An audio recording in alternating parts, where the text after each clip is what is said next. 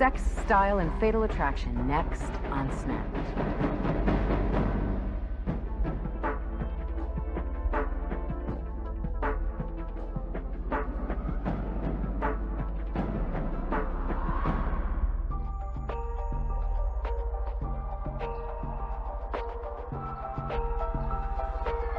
Nothing was too fine for millionaire heiress Carolyn Warmus. Her Manhattan apartment looked like a spread in Architectural Digest. She wore Versace jackets with Prada skirts. She visited the best salons and hippest restaurants. She bought the clothes and did the best thing for her. She made her body look good and she could carry it through. Somebody who you would think could have stepped out of Vogue or one of those places when she's dressed up. For Carolyn, privilege was a way of life. Born in 1964 in the wealthy suburb of St. Clair Shores, just outside Detroit, she'd never known anything else. It's a very affluent community where she grew up. It's one of the most affluent areas of the country. The average house costs over $600,000. Carolyn's father was a very successful insurance and real estate entrepreneur. The little rich girl didn't get a lot of attention. Her parents divorced when she was 6, and her busy father didn't have much time for his daughter. But what she lacked in attention, he made up for with money. And Carolyn learned early on that money would get her whatever she wanted. Typically people that are born, with privileged backgrounds are used to getting what they want. Also, there's kind of a reward system in place with that, where they can ask for what they want or demand what they want and act out in certain ways and typically end up getting rewarded for that behavior by getting ultimately what they want. So that ultimately this trains a person to be a little more assertive and aggressive. Carolyn wasn't just blessed with money and looks, she was smart too. After graduating in psychology from the University of Michigan, she earned a master's degree in elementary education at New York City's prestigious Columbia University. She got her first job in 1987 teaching computer science at Greenville Elementary in Scarsdale. It was a coveted position. If you're a school teacher working in the Edgemont School District, either in Edgemont High School itself or Greenville or one of the other lower grade schools, you're pretty much head and shoulders above some of the other teachers in the surrounding areas. And best of all, the school was close enough that she could still live in New York City. With her new degree and great attitude, Carolyn excelled at Greenville. She really was an excellent student and well liked as a teacher. At Greenville, Carolyn met a popular 6th grade teacher named Paul Solomon. When you're a 6th grader, you idealize your teacher, and Paul Solomon was one of my 2 favorite teachers in Greenville. Paul Solomon was a macho type guy. He had a motorcycle. Physically, he was in good shape. He was involved in the phys ed department, and Carolyn was awed by him. Paul lived with his wife, Betty Jean, and teenage daughter, Kristen, in nearby Edgemont. They looked like the normal, average American family, working, going on vacations. 17 years older than Carolyn, Paul immediately took the young first-year teacher under his wing. So he could serve as sort of a father figure for her, somebody more stable, more secure, more experienced. All of those things would be attractive. Soon Carolyn was one of the Solomon family, dropping by the apartment for long chats with Paul and staying for dinner. She paid special attention to Kristen. She bought all kinds of gifts for his daughter and took her on trips, on ski trips. Carolyn was sort of her big sister role model.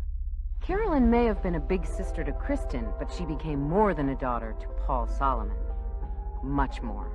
By the end of the school year, the stylish young teacher and her hunky mentor were getting sweatier than gym class. It wasn't the first time Paul had taken up with another woman. Luckily, his wife was understanding. They had no question, they had an open marriage. They spent the entire summers together with their own group of friends, and the rest of the year they did whatever suited them. For Paul, the affair was little more than a fling, something he'd done many times before, which would prove to be a big problem, because Carolyn wasn't used to hearing no, and she was serious about Paul Solomon, deadly serious. Heiress Carolyn Warmus had it all: looks, money, and an exciting new career as an elementary school computer instructor. She was very organized, very a timely person, very good at her job. Her first-year mentor at exclusive Greenville Elementary in Scarsdale, New York, was an older teacher named Paul Solomon. Paul was her mentor when she began teaching, and they worked very closely on a daily basis. Paul had become a father figure to Carolyn, and then much more. But the relationship was doomed to end badly. The only question was, for whom? On Sunday, January 15th, 1989, Paul's daughter Kristen was away on a ski trip. At 6:30 that evening, he left his wife, Betty Jean, at home and headed down to the bowling alley. When he returned 5 hours later, his life was turned upside down. The 911 call came in at 11:42 p.m. It was Paul. When police reached the apartment, they walked into a grisly scene. Betty Jean Solomon was found face up on the floor between a couch and a wall. There was a large amount of blood on her and on the area in which she was lying. Paul's wife was dead. From the moment they saw the body, investigators knew that this was not just a random killing. Betty Jean Solomon had been shot at close range multiple times. There were 9 wounds, there were 9 bullets recovered. But typically, you have a large number of bullets, and that's indicative of some extreme anger, hostility, rage. Step by step, investigators put together what had happened in the apartment. From the forensic evidence and the shell casings that we found, and different entry wounds and so forth into Betty Jean Solomon's body, she must have been fleeing around that apartment and running. And then it's very clear that shots were fired into her while she was on the ground. Bloody footprints on the back of Betty Jean's sweatshirt showed where the killer had stood to pump in those final bullets. But for such a brutal crime, the room was strangely undisturbed. There's nothing overturned, nothing out of place in the living room area. So that led me to believe that the person who was responsible for this knew the victim. But this is somebody she knew and trusted. And that somebody the cops suspected was Paul. When there's a murder in an apartment, they assume, or the police look into the possibility, that the spouse committed the crime. By his own admissions, he was the last one to see the victim alive, and he was the one to find the body. And he's a husband, so obviously he was our initial suspect. Paul insisted he didn't kill his wife. Then a routine question turned up a startling revelation. We asked him, do you know anybody that could have done this? Why would anybody want to do this if it wasn't you? And that's when he gave us her name. The name was Carolyn Warmus. It was true Paul had gone to the bowling alley that night, but he didn't stay. Instead, after dropping by to see his buddies, he headed out to a local restaurant to meet Carolyn. They had a couple of drinks. They went back outside. They got into her car. They had some sexual involvement in the car. Paul told the cops that for over a year he'd been carrying on with the sexy young teacher. Lately, though, he'd been trying to break it off. It was just getting a little too much for him. She was being a little bit too possessive. But the more Paul pulled back, the more demanding Carolyn got. Paul claimed that when he missed her birthday, she totally freaked out. There's this desperate fear of abandonment, and whether it has to do with her background, her family background, or personality traits, that she has this need to hold on to people in her life. Paul's story and his grief were convincing. He looked visibly shaken. He looked like a man that had found his wife lying dead on the floor and didn't know he was going to find that before he came in the house. I don't know anybody that was that good an actor. Soon the cops had a new suspect, and Paul Solomon had immunity, as long as he cooperated fully. Next, they brought Carolyn in for questioning. I sent a couple of detectives down to the city to get her and brought her into headquarters. Carolyn appeared shocked that something so terrible had happened to someone she knew so well. She just couldn't understand why anybody would do this, and said that she was no way involved in it. But that was all she had to say on the subject of Betty Jean's murder. If Carolyn wouldn't talk, though, the cops could at least find out who she'd been talking to. So they subpoenaed her phone records. I sat there, did a very tedious and boring task of identifying each phone call that was made and plotting it on a calendar with the time frame, how long the call lasted. Several of those calls were made to a Manhattan PI named Vinnie Parco. Vincent Parco is the typical stereotype private investigator in this city of New York who everyone looks up to. Swashbuckling, very large ego. He will overwhelm you. Parco immediately gave the cops an interesting tidbit of information on Carolyn. It turned out Paul wasn't the first married man she'd been obsessed with. She had hired him to trail one of her married lovers in New Jersey. And that was all Parco would say. It would have to be the end of the interview. Except the cops had something on the PI. We received information that Vinnie Parco was in possession of a .25 caliber Jetfire, and it wasn't registered. Which had just happened to be the type of gun used to kill Betty Jean Solomon. It took a promise of immunity, but Vinnie finally spilled his story. Yes, he'd had a .25 caliber automatic, but he didn't have it anymore. He had given it to someone. Carolyn Warmus. She went to him and said she wanted a gun for protection. And that wasn't all. A machinist friend of Vinnie's in Brooklyn had made her a silencer for it. We did some search warrants, and we came up with George Peters, and that he did make this silencer at Vinnie Parco's behest. Cops were never able to find the gun, but Peters told the cops he'd test-fired it with the silencer in place. And at the machine shop, buried in sawdust and metal shavings, they found shell casings that perfectly matched those from the murder scene. So here we got the shell casings from a gun that we can put in Vinnie Parco's hand, who in turn puts it in Carolyn Warmus's hands. And there was another of Carolyn's phone calls that fit into the puzzle. This one was to a gun dealer in New Jersey the afternoon of the murder. When detectives visited the shop, the clerk remembered a blonde buying .25 caliber bullets. A female fitting Carolyn Warmus' description goes out there, buys his ammunition with a phony ID. When they traced the ID to a woman who had worked with Carolyn 2 summers before, they decided to go for an indictment.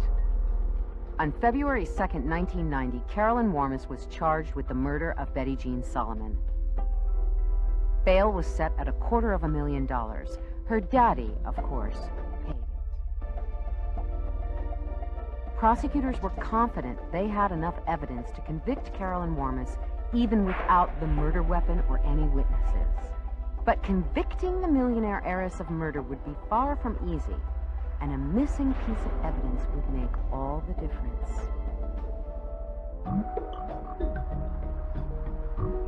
Carolyn Warmus always got what she wanted, including, according to the prosecution, the death of her lover's wife. Now she was facing life in prison for the crime. Her trial for the murder of Betty Jean Solomon began on January 14th, 1991. People lined up outside. There were celebrities that were coming in to watch the trial. It was in the newspapers every day. The TV cameras were downstairs every day. It was a media frenzy. Alone in the dock, charged with murder in the second degree and facing 25 years to life, Carolyn still looked like $1 million. She wore clothing that normally you don't see murder defendants wear. It got to the point where there was a reporter that was so caught up in what Carolyn was wearing that she referred to it as witness wear daily. There was not one man in that courtroom that did not stare at her. In their opening statements, prosecutors laid out their evidence against the beautiful heiress. Her affair with the victim's husband, her link to private investigator Vinnie Parco, her connection to the murder weapon, and her ammunition shopping trip to the New Jersey gun shop. The defense countered by telling the jury that Paul and Vinnie were nothing but manipulative liars. They accused prosecutors of having no hard evidence whatsoever against Carolyn. There's not a single piece of direct evidence that links her to the murder.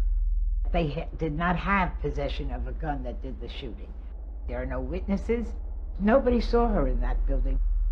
In lieu of direct evidence, prosecutors presented a carefully linked chain of circumstances, beginning with Carolyn's affair with the victim's husband, Paul. On the stand, Paul recounted Carolyn's obsessive relationship with him. But in the cross-examination, the defense put Paul on the defensive. I was able to turn to him in front of the jury and say, but you will never be judged or prosecuted for the murder of your own wife because you've received immunity. It's a blow to the credibility of the witness. But when the prosecution turned to Vinnie Parco, they began to score points. He knew about the gun. He sold the gun. The gun was the caliber and type that the forensic lab said was the type used in the killing. No one could put that gun in Carolyn's hand, except Mr. Parco, who gave it to her. It was powerful testimony. Too bad it was from a guy like Vinnie Parco. The defense had a field day with him on the stand. Vinnie wove so many tales, it was really difficult to discern which of those tales was 100% accurate and which of them was embellished. And David Lewis made Vinnie Parco look like a fool on the witness stand. I thought he was kind of like a thug. None of us believed Parco. But the most damaging testimony wasn't about guns or sleazy PIs. It was about Carolyn's own sordid past. What came out in the trial was that she had had a number of past relationships with men who were not available to her. When Carolyn couldn't have the lover she wanted, prosecutors claimed, she stalked him. I found the originals of threats that she made to a guy who she fell in love with in college. He was engaged to be married. It grew to the point where he had to get a restraining order to keep her away from the wedding. There was also the married bartender in New Jersey Carolyn had hired Vinnie to tail. She wanted the photographer to take photographs of her in these various stages of dress and undress. And she had pictures of this guy that was the bartender, and she wanted this photographer to superimpose him over some other body, and she was going to mail him to the guy's wife. But a thing for married men didn't make Carolyn a killer, did it? After 4 long months, the Fatal Attraction murder trial finally boiled down to a string of circumstantial evidence. She actually killed Betty Jean was not something that the evidence showed. And that was my position with the jury. And on April 17th, 1991, the decision of Carolyn's guilt or innocence was turned over to the jury. It would be a long time coming. A day went by, then another, then another. Finally, 10 days later, the jury returned. The courthouse was packed with spectators and press waiting for a verdict, but there was no verdict. Jurors announced that they were hopelessly deadlocked. On April 27th, the judge declared a mistrial. 1 year later, Carolyn Warmus was tried for a second time.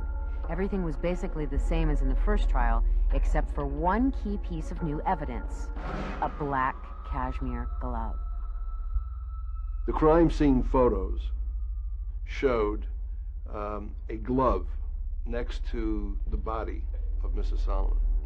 At the first trial, the prosecution was unable to explain what happened to that glove. It had disappeared. At the second trial, the prosecutor came in and announced that, lo and behold, they had a new piece of evidence. The glove suddenly materialized again. Paul Solomon claimed he had found the bloody glove 3 years after the murder in a box of old clothing. The pattern of blood on the glove had suggestions of perhaps having been made by 4 bloody fingers having been sort of laid across it. But DNA tests failed to identify the blood as Carolyn's or anyone else's. There was no evidence that Carolyn had any marks or cuts or anything on her. That blood, if it was real blood and it was on the glove, would not be Carolyn's under any formulation anybody's given. Carolyn denied ever owning the gloves. However, a receipt found by detectives showed otherwise. There was a pretty good purchase record from credit card slip that she had purchased this pair of black cashmere gloves. When the trial ended, the jury took only 6 days to reach a verdict. They found Carolyn Warmus guilty of murder in the second degree. At a sentencing hearing on June 26, 1992, the judge called the crime merciless slaughter. He gave Carolyn 25 years to life in the Women's Correctional Facility in Bedford, New York. But the questions still linger.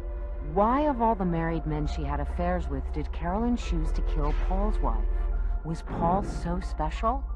Or was Carolyn just tired of looking for Mr. Right?